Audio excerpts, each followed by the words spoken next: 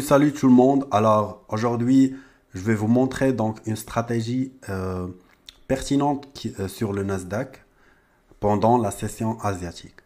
Donc tout d'abord, ici donc nous avons le Nasdaq sur H1. Donc moi toujours pour les analyses, je prends H1 et pour les entrées, donc c'est soit 5 minutes ou bien 1 minute. Tout d'abord, donc on doit se mettre d'accord sur l'horaire de la session asiatique. Donc si vous avez donc un horaire ETC plus 1, donc c'est l'ouverture c'est à 23 heures et la fermeture c'est à 8 heures du matin.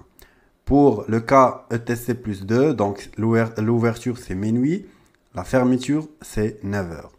Donc tout d'abord, la session asiatique, elle est très connue par les trading ranges qu'elle fait. D'accord? Donc un trading range, c'est un canal où le prix elle stagne. Et donc pour donner une explication plus raisonnable, donc ça veut dire qu'il y a un équilibre entre les pressions d'achat et de vente. C'est pour ça que nous aurons donc des plus bas et des plus hauts de même taille, d'accord, comme ici. Et donc pour trader le range, c'est simple, donc il faut vraiment prendre des ordres d'achat sur le support du range, c'est-à-dire donc les plus bas, les niveaux les plus bas. Et pour donc une position de vente, c'est le niveau les plus hauts ou bien la résistance du range. D'accord.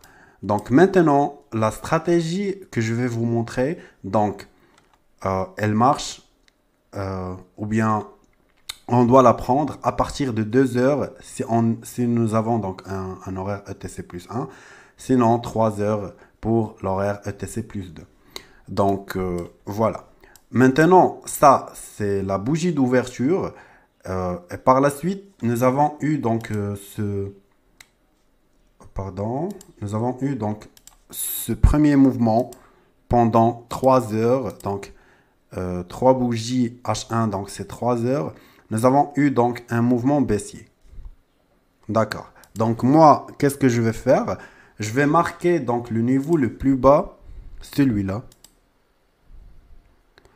Et pour la bougie qui commence, celle-là, qui commence à 2 heures, je vais voir si elle vient sur ce même niveau plus bas. D'accord? Donc, moi, je vais prendre une position d'achat. D'accord? Je considère que ça, c'est le plus bas du range. Je vais prendre une position d'achat, soit sur ce niveau ou bien celui-là.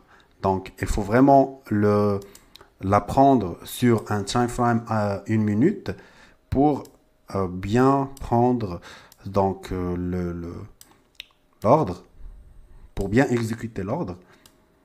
Donc voilà, une position qui ressemble à ça. D'accord.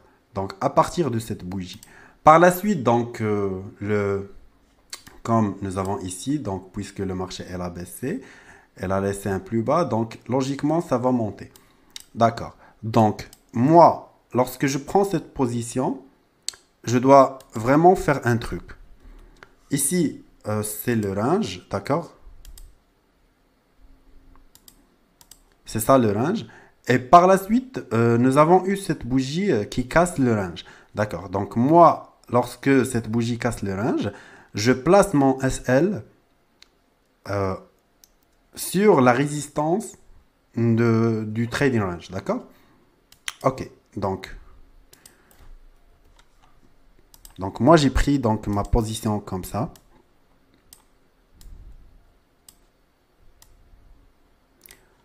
Lorsque je casse ce niveau, donc mon SL devient ici. D'accord? Sur la résistance. Donc, pour ce cas, je pense que...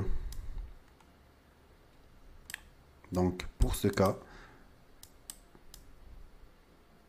Donc, c'est 80 pips, voire même plus. Donc, si on prend même cette mèche, donc c'est 86 pips. D'accord, donc c'est vraiment un risk-reward qui est très élevé. Et en plus, lorsque vous prenez donc des positions pendant cette bougie de 2 heures du mat, sur les niveaux les plus bas, donc c'est vraiment quelque chose qui ressemble à des snipers entrées. Ça veut dire que le prix elle ne va pas revenir sur vous. D'accord, donc je vais laisser ça. On va étudier ce cas. Donc pour ce cas, la bougie d'ouverture elle laisse donc une mèche.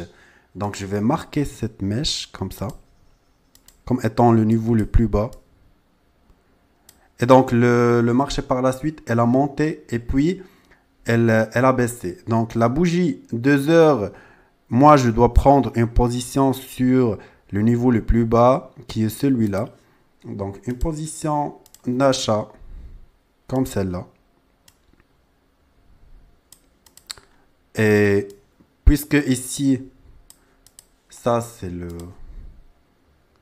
range, la résistance du range. Donc, lorsque le marché va casser, comme ce cas ici, donc je vais, à ce moment ici, je vais monter mon SL sur la résistance. D'accord? Et par la suite, je pourrai encaisser plus. Donc, voilà. OK. Maintenant, pour ce cas également, donc, on a ce mouvement baissier. Et puis, ici, il y a donc ce niveau plus bas.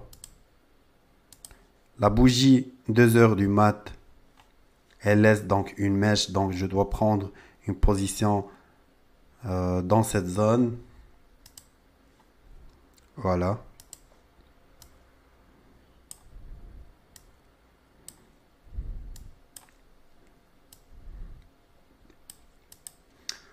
Alors, pour ce cas, je pense que ça, c'est le plus haut.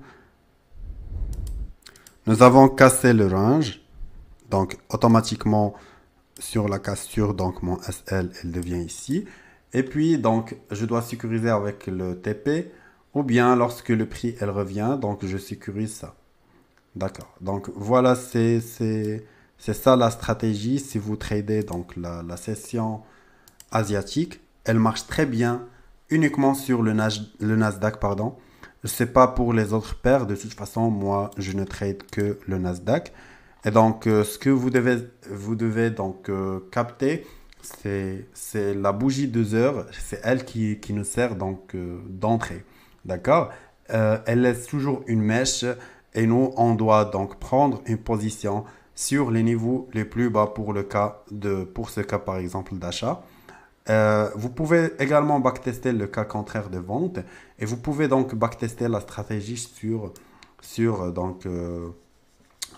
plusieurs jours pour la tendance haussière également, pendant le range et pendant donc la tendance haussière, la tendance baissière également. Donc voilà.